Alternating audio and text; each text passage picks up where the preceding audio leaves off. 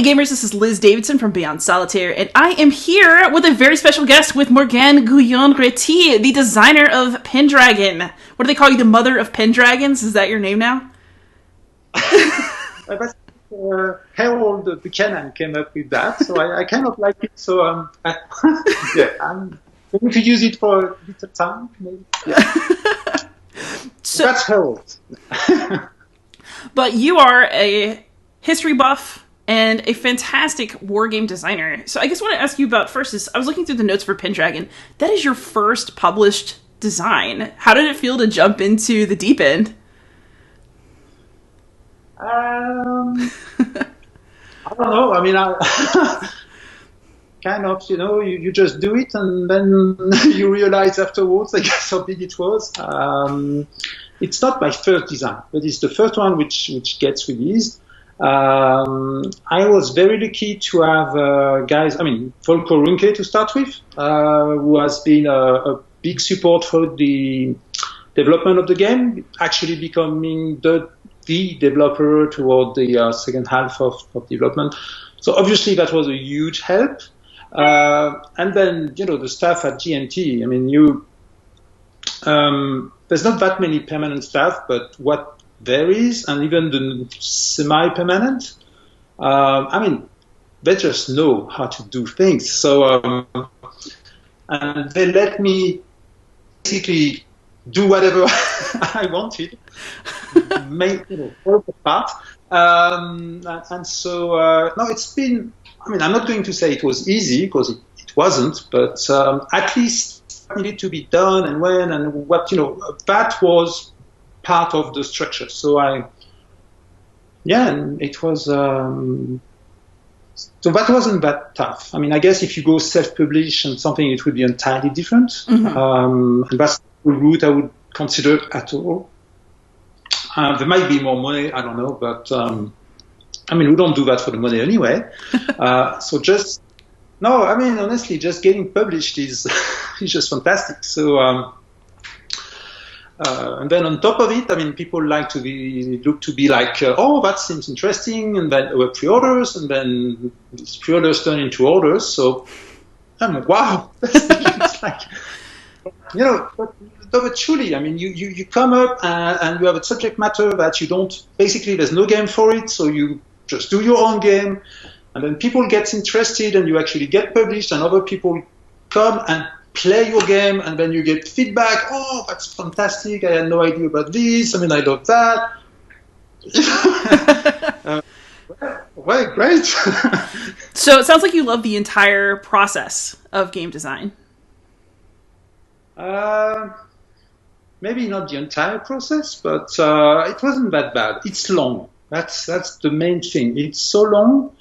But then, as Volko tells it all the time. It's like a game is never finished; it only gets published. So at some point, you have to say, okay, I'm reasonably happy with what we have. I got a couple more ideas, which might be, but you know what? Okay, let's draw the line here and get that, ready and at. And hopefully you draw the line at, a place that makes sense. I must say that as of today, there is nothing with Pendragon that I wish we had done differently. So far, so good. That's good. How did you get into wargaming to begin with? From what I understand, you first made contact with Volko because you had a historical correction, which means that you must have been playing and paying attention to wargames for a while. So how did it start for you? I've been into wargaming since I was about 10, I think. Oh, wow. Yeah. So growing up in France, it wasn't as big as in the US, but still we had a couple shops and games. The big thing was that since most of the games were produced in the US in English, there was a language barrier, at least initially. So we mostly relied on either French productions or Italian productions. There was a fairly active Italian production at the time. There still is, but not the same scale. And all their games were like French, English, Italian, Spanish, etc. So So my very first war game was called Iliad, Okay. which is on the war in Troy, right? Terrible game. Terrible game, but I came to war games through history. I mean, I was always, I mean, as far as I can remember, I was completely mad about history. I learned to read because I wanted to read history books, which were everywhere in my grandparents' and parents' house. So, and I was already particularly interested in ancients. And so when I read in some, I don't know, magazine or whatever about a game on, the war in Troy, I said, yeah, I want this for, I think it was my birthday.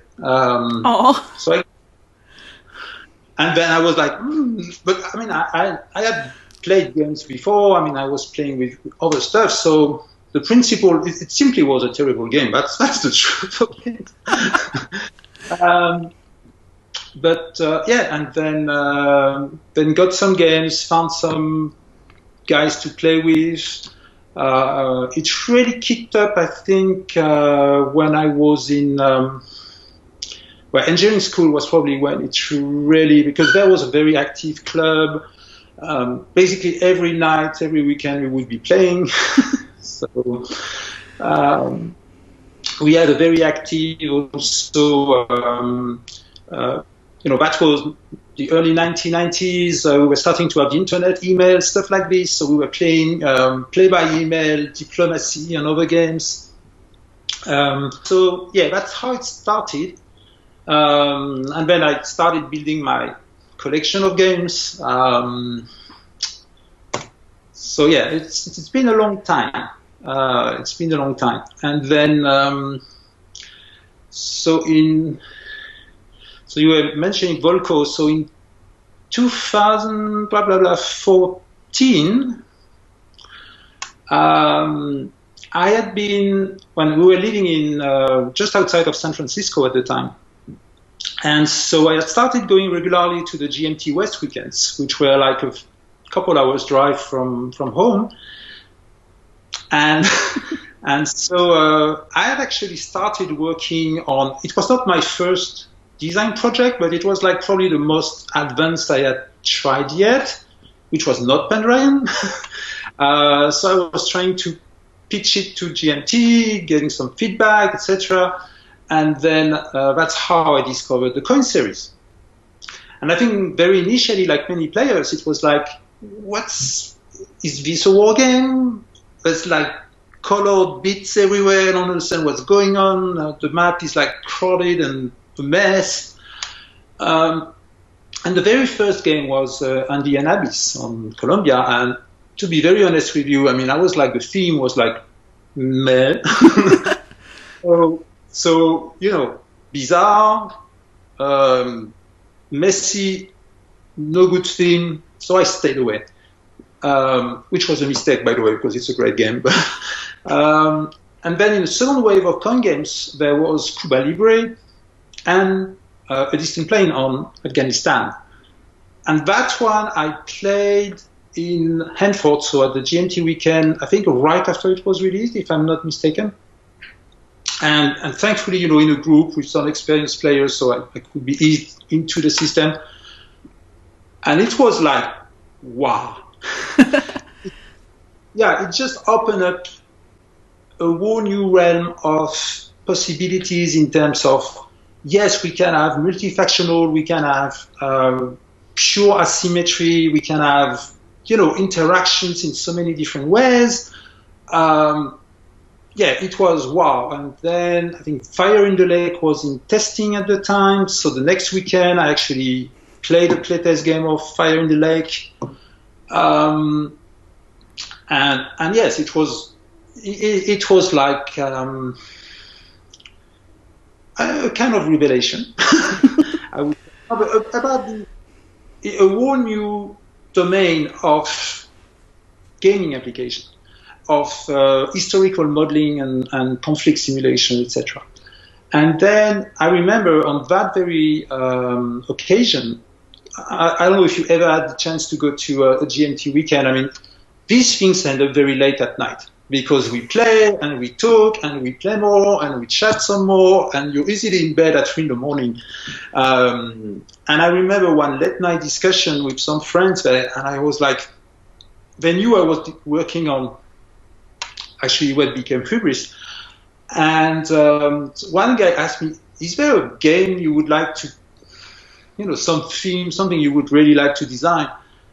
And I was like, yeah, I would really like to do something about the end of Roman rule, particularly in Britain, but I don't know how to approach it. And then probably about, I don't know, a month later, all these things sort of percolate, and I can tell you exactly where it was. I was in my car, stuck in a traffic jam. California is famous for that. Going up toward the Caldecott Tunnel, going back home, and you've got nothing to do but think, right? And I started sort of. And I was like, okay, so the conflict in Roman Britain is really about different factions at odds at different levels, and they fight for different things, and sometimes they cooperate, sometimes they fight, and it's all a mess, and it's all like, damn, it's like a coin game. And it started like, and the thing was the jump, I would say the conceptual jump was that all the coin games to date were coin games, counter-insurgency. And there's no insurgency in Pendragon. True. But I saw the coin games for, I think, what they truly are, which is asymmetrical conflicts, multifactional conflicts, covers counter-insurgency, but other stuff too. And so it started to, and suddenly a lot of things started to make sense. And probably got stuck like an hour in traffic, fairly typical. And when I finally arrived home, I just went to my desk, took a sheet of paper and started drawing. And these basic principles remained true today. So the foundation, if you will, which were really, what are the 4 factions, what are their relationships, on what aspects would they tend to collaborate, on what aspect would they tend to be in opposition, etc., and what would be the main drivers, I would say 90% was set on that day. Now, obviously, it was something I had been reading about and thinking about for a very long time. So it just came together that day. So you incubated for a while, and then with the proper tool to model it, which was the comms engine, if you will, which had been the missing part. Because, you look at the situation in Roman Britain, at the end of Roman Britain, there's no way you can simulate it with a traditional war game. It's just too messy. So until we had something like Volko's coin engine, I don't think we could properly represent that situation. It's my opinion, at least. I can't disagree with that.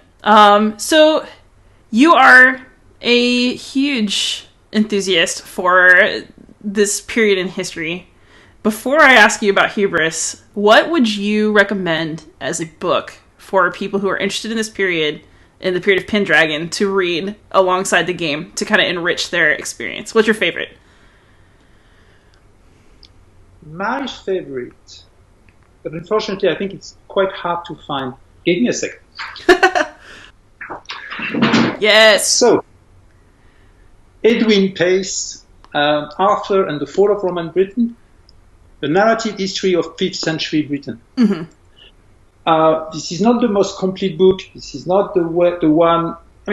You won't have a full feel for the period with this book, but this is, to me, the one which presents the most interesting. I'm not saying this is the final and absolute truth, but it makes an awful lot of sense to me. Having read, you've probably seen the list of sources for Pendragon. I've literally have tens and tens of books on this period.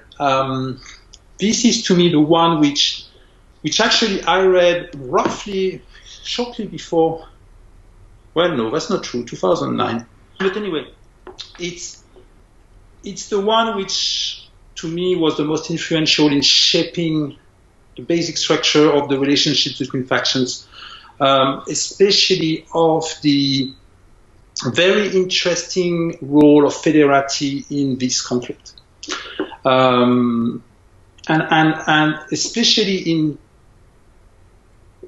I mean, I've read most everything about Arthur, at least what could be the historical Arthur. I'm not that much interested, well, a little bit, but not that much into the mythical, but it always tends to be very black and white, and being myself descended from, Breton family, so basically from exiles from Britain, I tend to obviously see Arthur as the last one who fought for us.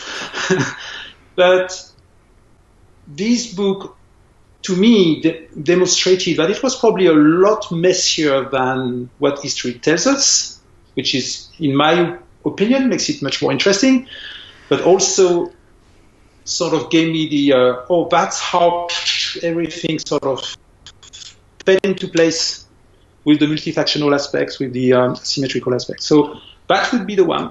There's many others. I mean, I checked the Pendragon's bibliography. It's fairly extensive. Indeed it is. There's not one that has it all.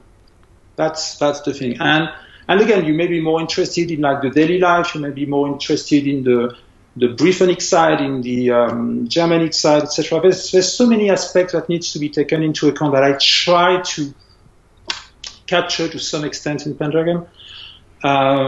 But there is not just one book which has it all. Yeah, there never is, I guess. So let's talk about. I'm pretty sure that first advanced design that you're talking about is Hubris, correct? Which is now going to be coming out soon. So why don't you tell us about it? Right. So I always had a lot of interest for the Celtic world and Celtic history, but there is actually one period of history where I'm even more interested, and that's ancient Greece, to some extent ancient Rome, and especially what we call the Hellenistic period, which is the period which starts with the death of Alexander after his campaigns in Asia and his conquest of the Persian Empire, up to basically the Romans taking over the Eastern Mediterranean. So to me, it's fascinating in many ways, because first, it's like the epitome of Hellenic culture when it met with a ton of other great culture from the ancient world through conquest, through establishing these new kingdoms, and there was a huge fusion of cultures, of religions, of science, which I'm convinced is actually the foundation of our civilization. The Romans, except for the legal aspect, which are very, very Roman, are only the perpetrators of what the Hellenistic period did for us, both in terms of art, in terms of science, in terms of philosophy, etc. So I always found it a fascinating period, historically. And then from a gaming point of view, I actually came about this period by kind of accident. It was 1992, and at least the way Greek history is taught in France, and I'm sure it's not that different, or it was not that different in the US, was you would know everything about, the Medic Wars, the Peloponnesian War, the rise of Athens, democracy, blah, blah, blah, and then the conquest by Philip II, Alexander's father, and then the campaign of Alexander, and then Rome. We knew about maybe Ptolemy, we knew about a few things, but it was, honestly, if you had like one paragraph in an history book, that was it. So I knew nothing of the actual political history or military history of that period. And then in 1992, so I was still in engineering school, and unfortunately it doesn't exist anymore. There was a great game magazine, not only war games, also role-playing games, that sort of thing in France, called so in French Casus Belli, so Casus Belli, Case for War in Latin, and they had a game, most issues probably, and they had one which was called Les Diadoques. So the Diadoques was the terms in Greek for the successors of Alexander. And it was a kind of diplomacy variant. And we looked at it with my friends who were playing diplomacy already. And we looked at it and it was like, oh, it sounds fun. I mean, it had some interesting tweaks. So we played it and we were like, oh, that's such a perfect balanced situation, etc. It must be completely artificial. Because we hadn't heard about any of these guys, right? But still, so when I came home and I started some digging and I realized, no, it wasn't. Obviously, it had been simplified, but no, it was based on actual facts.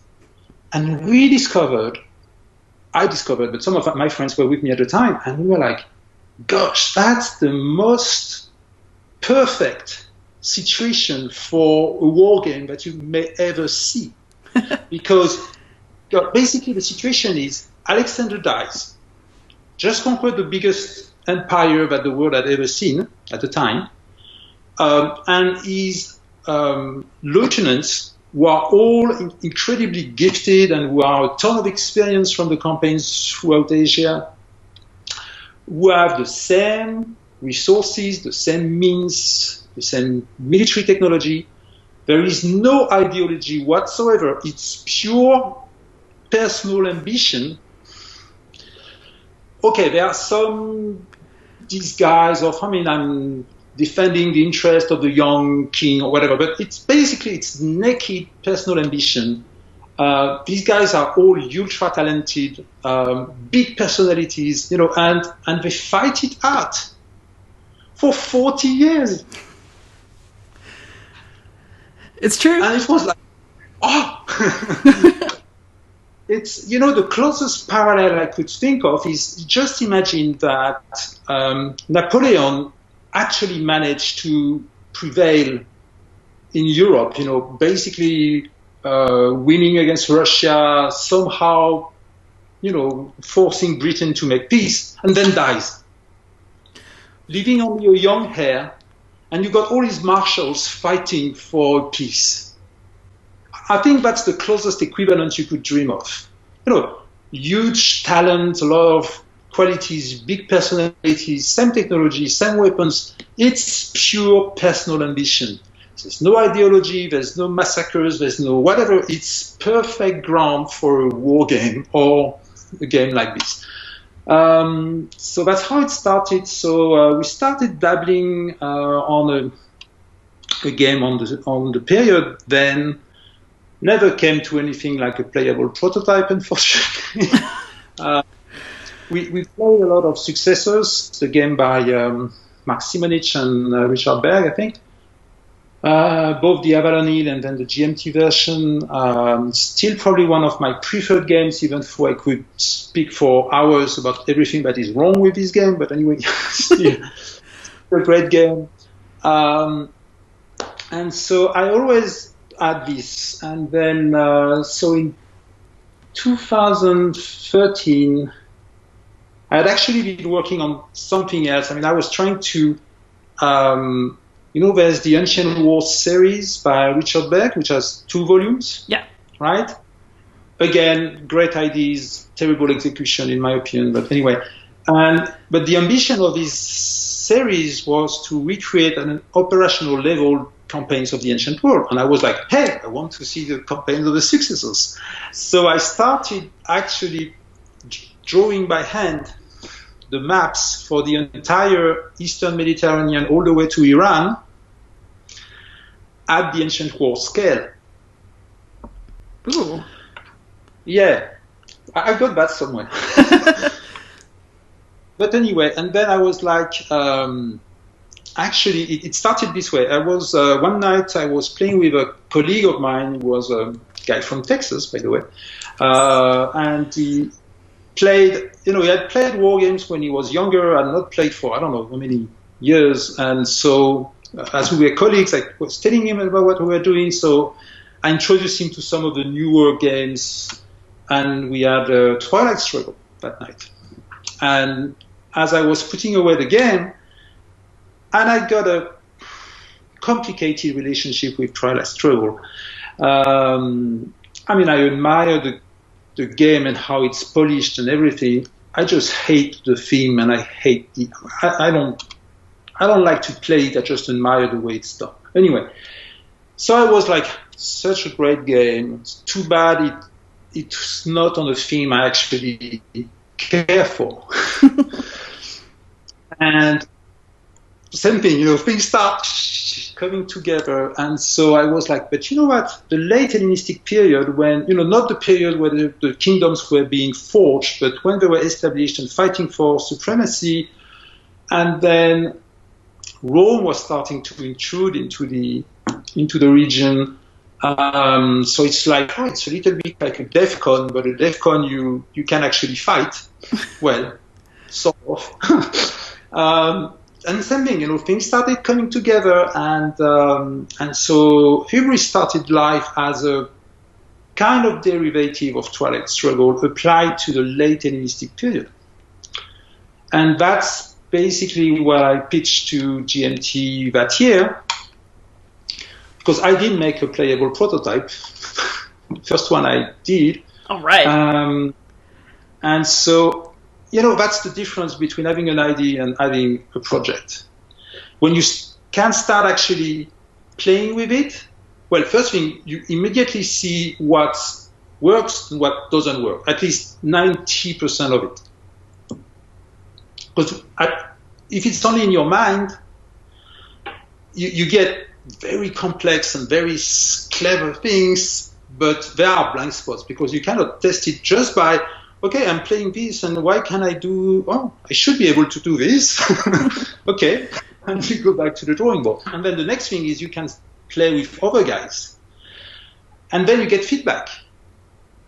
Because again, when you design based on what you know, and you play based on what you know. So in a way, you are not stretching the model a lot because you are a prisoner of your understanding of the historical period. You take someone from a different, comes at it for the first time, probably never heard about it, and he starts doing stuff, and you're like, hey. No, you shouldn't be able to do that. Well, where is it precluded? And then you start thinking, and you're like, okay, so they didn't do it historically. Could they have done it? If they could, that's okay.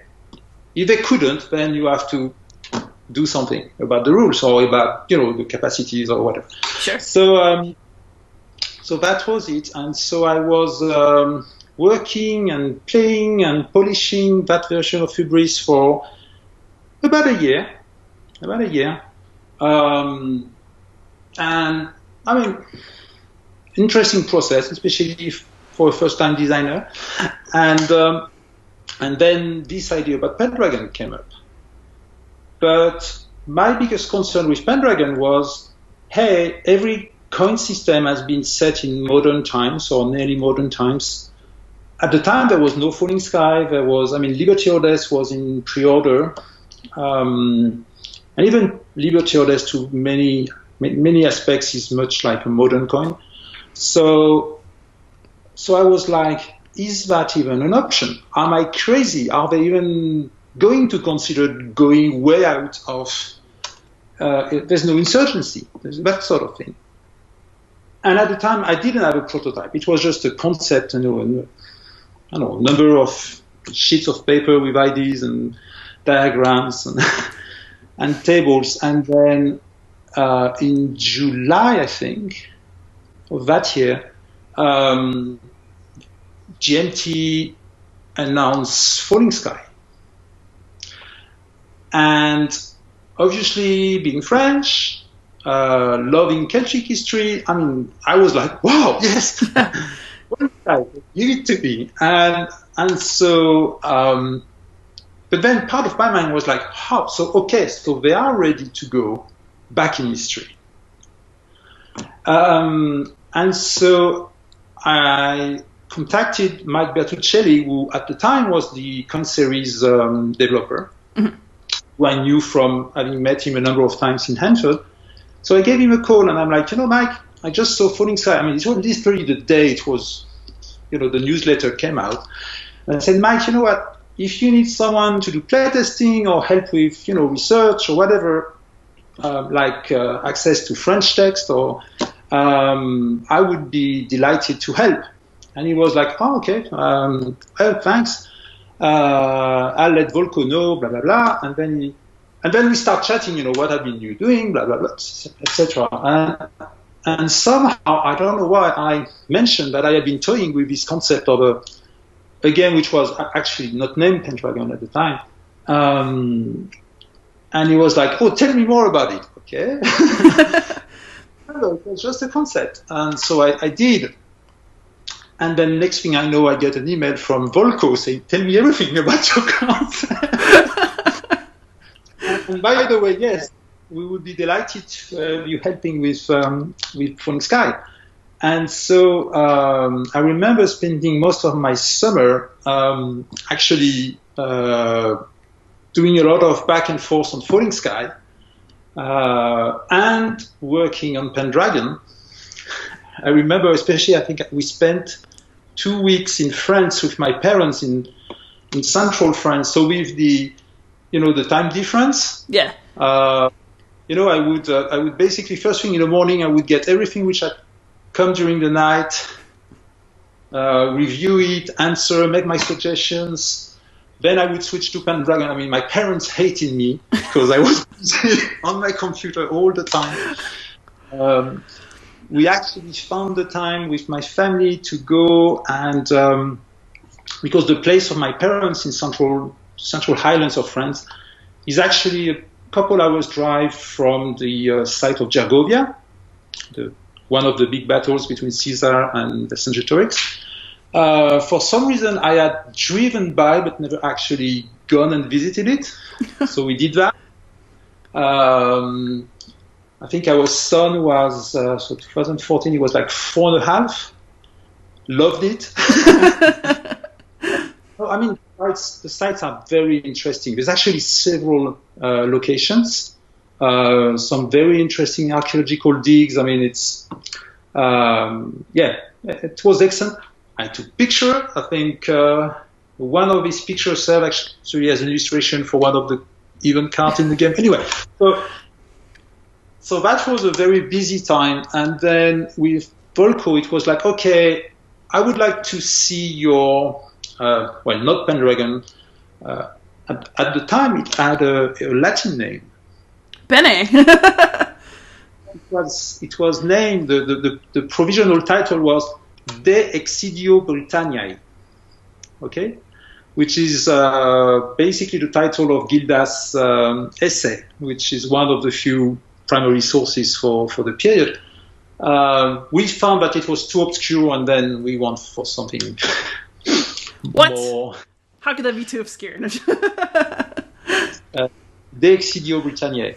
Anyway, so the target was like, okay, let's say, and Volko was coming to the GMT West weekend, the fall weekend, which is in October.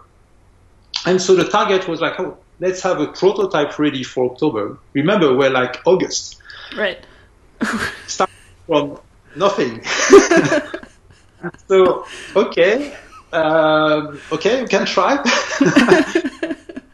Not to mention work and a lot of other things going on in my life. Anyway. So I do that, and then toward the end of August or early September, we're back in San Francisco, and I get a call or a message from Volko, and he's like, hey, by the way, I'm going to be in San Francisco mid-September. I'm invited to a game design convention, whatever. And by the way, you should come. And it would be great if you could show me the game, Ben. Okay. So you just got like a month from an site very tight schedule. So anyway, I did manage to have something which was kind of playable. Well, not playable, but not complete.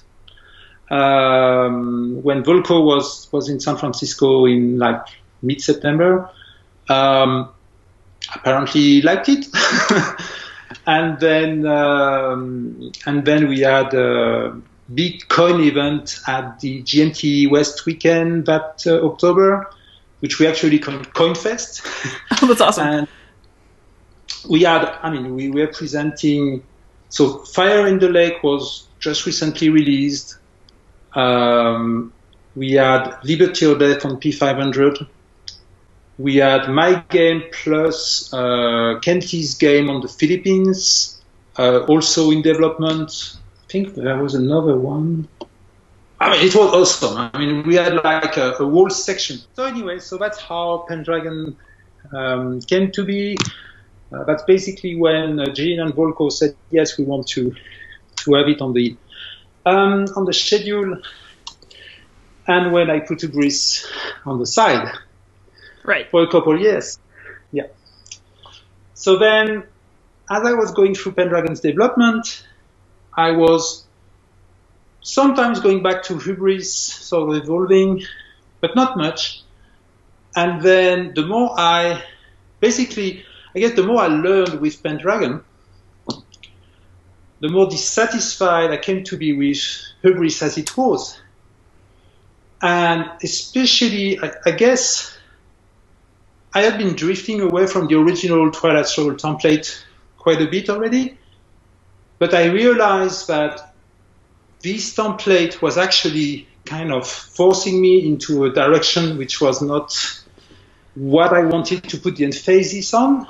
Okay. So once Pendragon was completed, and then not right away because I went through a personal period then which stopped me for quite some time. But anyway, when I finally came back to it, I was like, I got that wrong.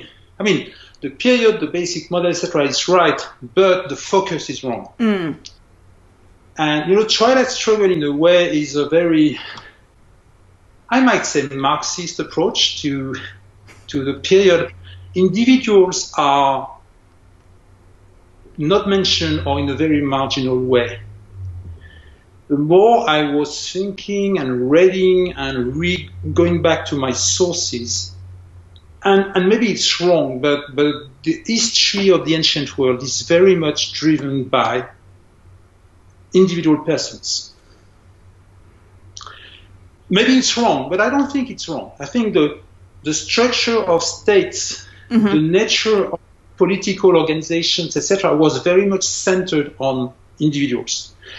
And so that was to a large extent, I mean, it was modeled in a way, but not in a way which put them center stage. Right. I felt that was very wrong. So I basically tore down everything and restarted from scratch.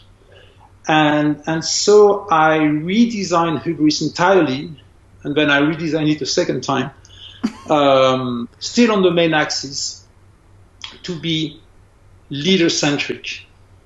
And the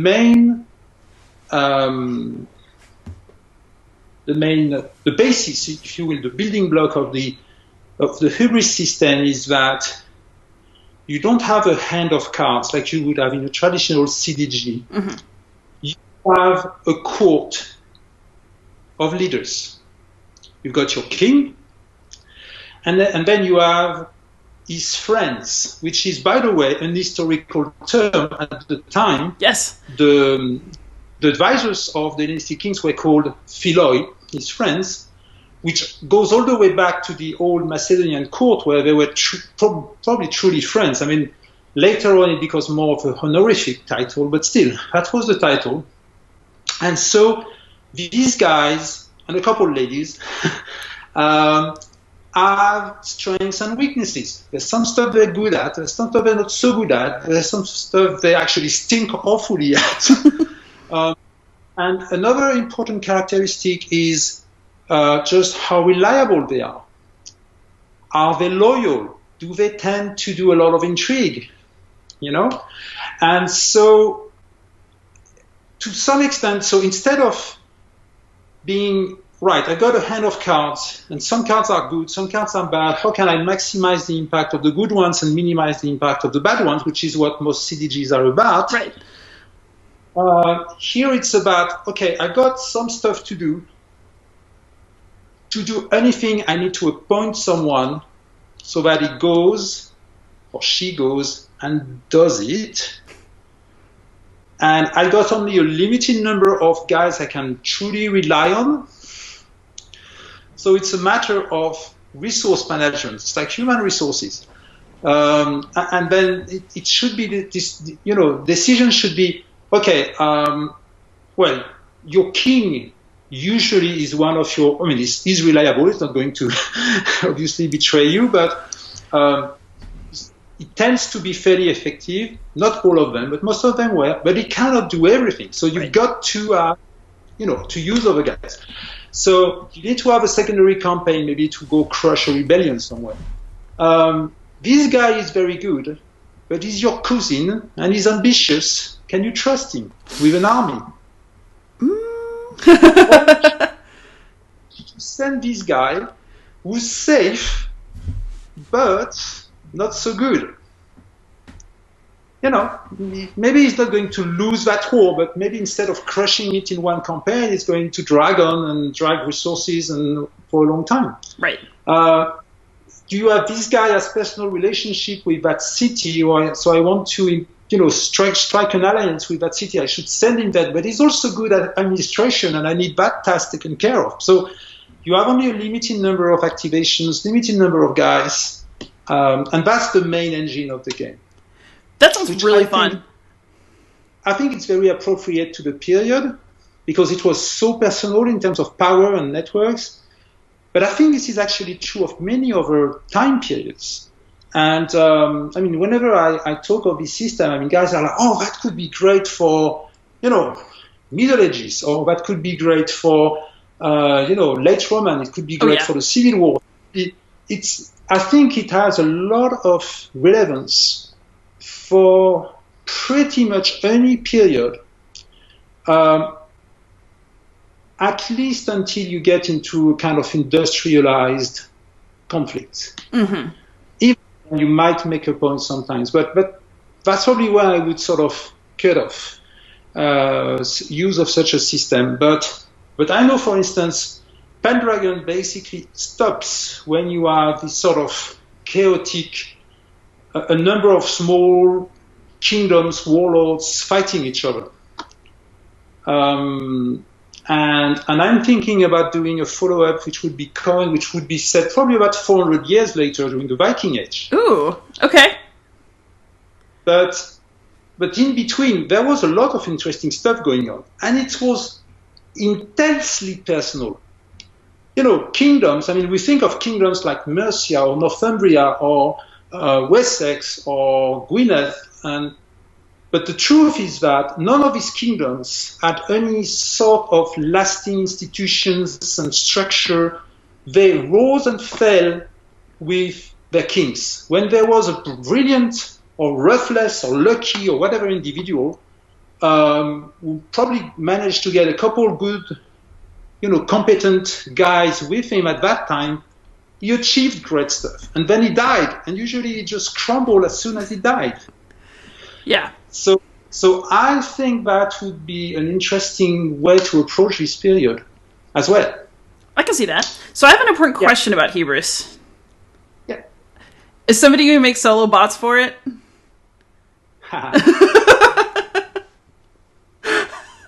I know you're not a big solo player yourself, but... I'm not. No, it's funny because we actually had an interesting discussion with Bez, our opponent, recently. And we talked about it.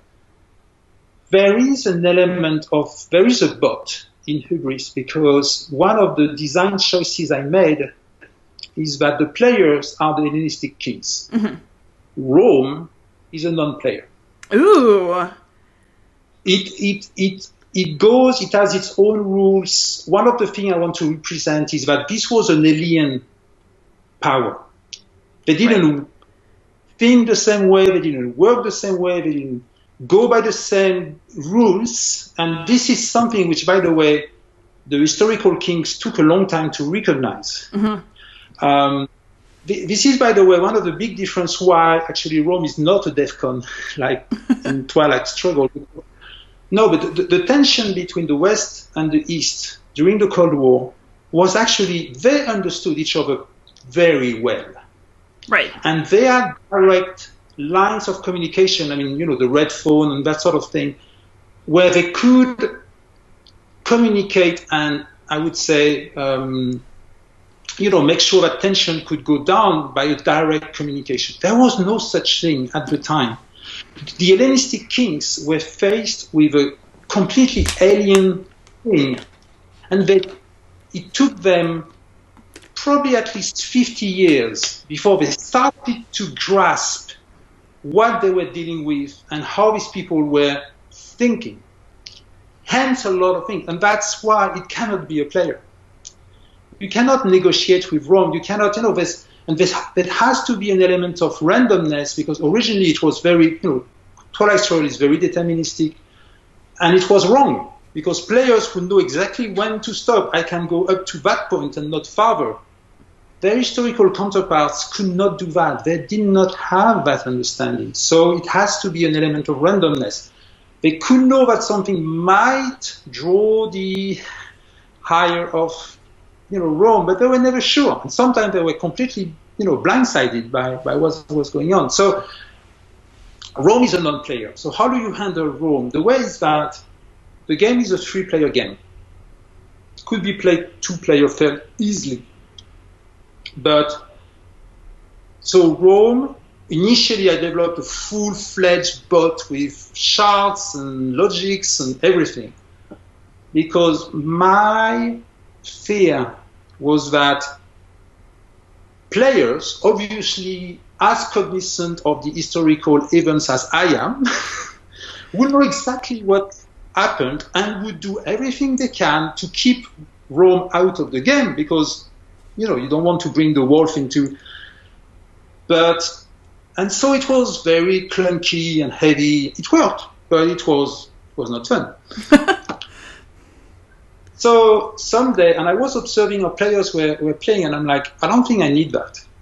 So I ditched it, and instead I set a set of guidelines. So Rome, at a given time, you have some cards which give you a sort of status, what the situation is in Rome. So at any given time, Rome has an agenda, and they can go through different agenda through the game. Mm-hmm. Basically, their involvement is going to grow. There is the status of their war with Carthage, because this is the time of the Second Punic War, which kind of have a big impact on whether... Yeah. And so on. And then you have general guidelines. Rome will try to do this. I've got a set of cards which I call the Roman War cards, which basically, whenever you need to have Rome activate, you draw one of these cards, and they will tell you, okay, so they get a diplomacy action, they get a campaign action, they get that many troops available, that many ships available, and that's it. Mm-hmm. They don't tell you what Rome will do. It is the player or the kingdom with the most, because kingdoms can acquire influence in the Roman Senate, just like you acquire influence on other cities. Obviously, you cannot control the Roman Senate. You can only get some degree of influence. Mm-hmm. So the player with the highest influence in the Senate at the time of the war leads Rome. Assuming, of course, that they are not themselves at war with Rome, then you go to the next one. If there is a tie, you take the players with the least victory points. Ooh. And he resolves Rome action using the resources under the constraints and the guidelines that the system set, but it's actually fairly small. You got like 2 cards, and then you have like half of a player head's sheet of guidelines. And it works. It works great. And my original concern that player would try to keep Rome out of, no way. Because when you are in a big conflict and you have this big bully coming, you want them to go and crush them. I mean, it works in a perfect way, and it reproduces what they actually did very well. But so it works as soon as you have two players. Gotcha. Mm-hmm. But if it is a single player, it would be a lot more complex. And then, so I'm currently, so I haven't developed a solo system yet.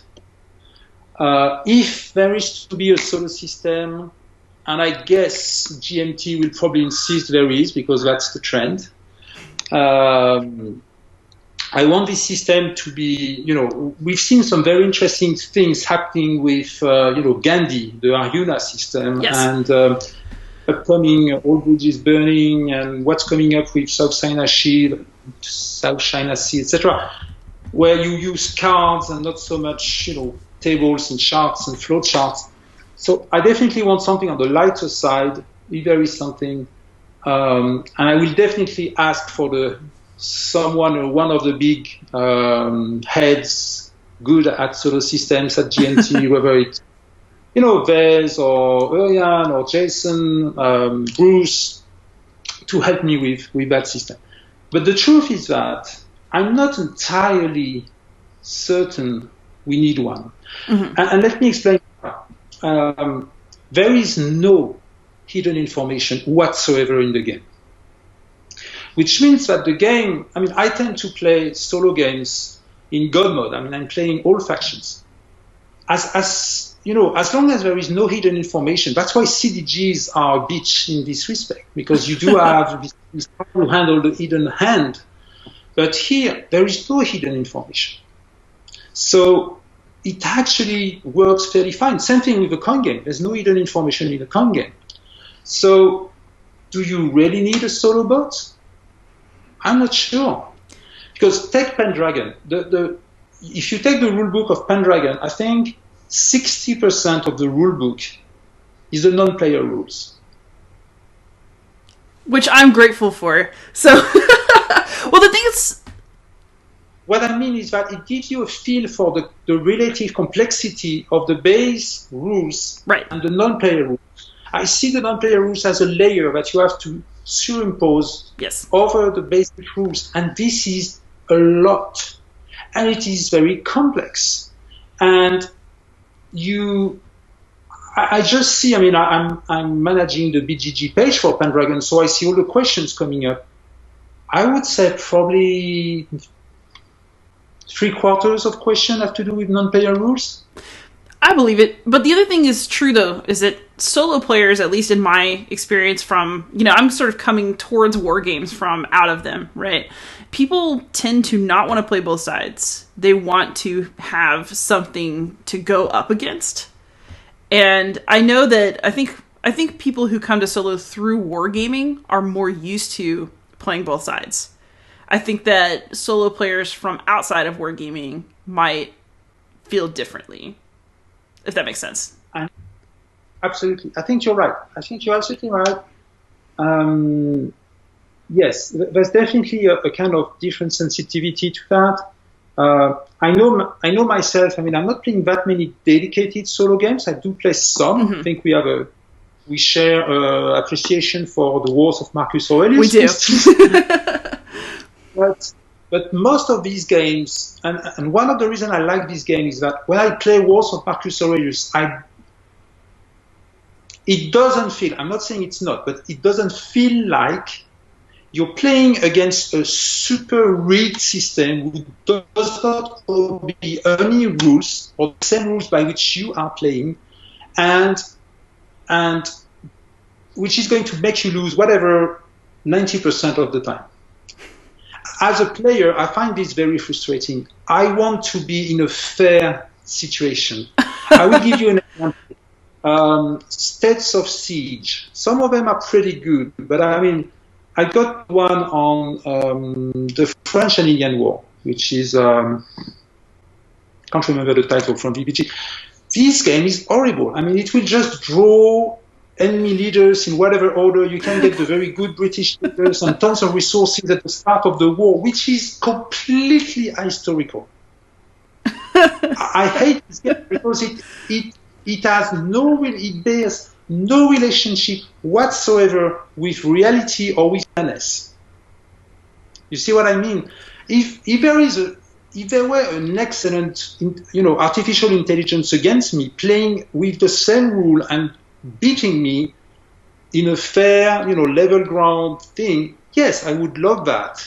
But you can't not implement that on a board game. It's just too heavy. So most of the solo games are just so heavily weighted against the player. That's either a perfect combination sequence or a lot of luck to win. And what's the point? If you see what I mean, it's not fair. It's not and to me, if it's not fair, it's not fun. If it's not realistic, it's not fun. That's me. Yeah, I think we solo players like to lose a lot. I mean, there are definitely AIs that are better and AIs that are worse. But I think as a group of people who game, like to have a low chance of winning. Because then when you do win, it's like, yes! Because, I mean, if you're playing by yourself, you have to have the challenge. But if you come from, I will say the Eurogaming, but that's probably broader than that. I think, and when you are presented with a solo system which is super tough, essentially you are solving a riddle. But it's different every time. If it's pure luck, then there is definitely zero interest, I think. Yeah. So if it's skill, then you are trying to crack the game. That's what you are trying to do. And that's fine. I mean, I'm not saying it's dumb or anything. I'm just saying it's entirely different from playing a war game. When I play a war game, when I play an historical simulation, I want to experience the dynamics, the constraints, the viewpoints of the actual persons who were involved in that. I'm not solving a riddle. I'm not trying to find, this is what Antiochus III should have done, and there's only one good answer, or maybe there's a couple answers. I have that's not interesting. If only because once you've cracked it, you're done. I want to have the richness of interactions. I want to get a feel for what constraints, what worldviews, what prejudices, etc., were shaping the way they saw the world and interacted with each other and with the world. I don't want to crack a riddle. I think that's the big difference. I think that as solo games progress, that experience is getting better. So I was very impressed with what Wakan is able to do, for example, in PAX Premier. I think that we are, as we play more, as solo gaming develops, I do think that solo AI is getting better. I'm excited for how it's going to be. But, so we've been talking about, before I let you go, I just want you to tell me, what have you been playing recently that you are really liking? Unfortunately, most of my game-related time recently has been devoted to Hubris and other things. Now I've started laying the foundations for the following game. Ooh. So I've been spending a lot of time when I'm not doing Hubris thing, because Hubris is down to the kind of systematic, mechanical, like writing the rules, double checking everything's consistent, doing the key index terms, checking references, checking it's consistent with the player heads and the event cards, etc. So it's important, but it's not a ton of fun. Let's be honest. So I need the creative freedom of starting with a new game. So I've been spending a lot of time with that. Another game set in Hellenistic times, by the way. I don't know if you want to talk about it, but yeah, give me the scoop. Game that okay, so the provisional title for it is Demetriad. After two historical characters, Demetrios of Phaneros and Demetrios, the city taker, son of Antigonus. So essentially, this is a game. This will be a coin game. 3-player, which will be set in the city of Athens in the late 4th century BC. Mm-hmm. And it's about faction politics in the midst of a global war. So essentially, the factions will be the oligarchs, the Democrats, and the king of Macedon. Yeah. And they're all trying to push their own agendas. I mean, coin stuff.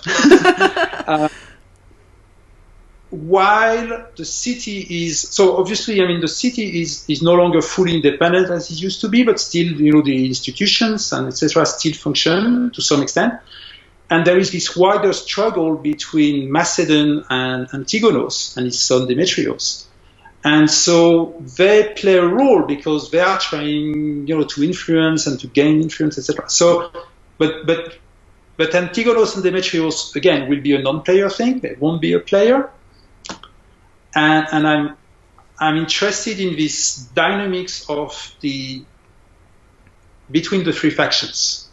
So yeah, I'm quite excited by this. I'm excited by this. But as it stands, I have kept you a while. Morgane, thank you so much for coming on the channel to talk to me, to talk to all of us.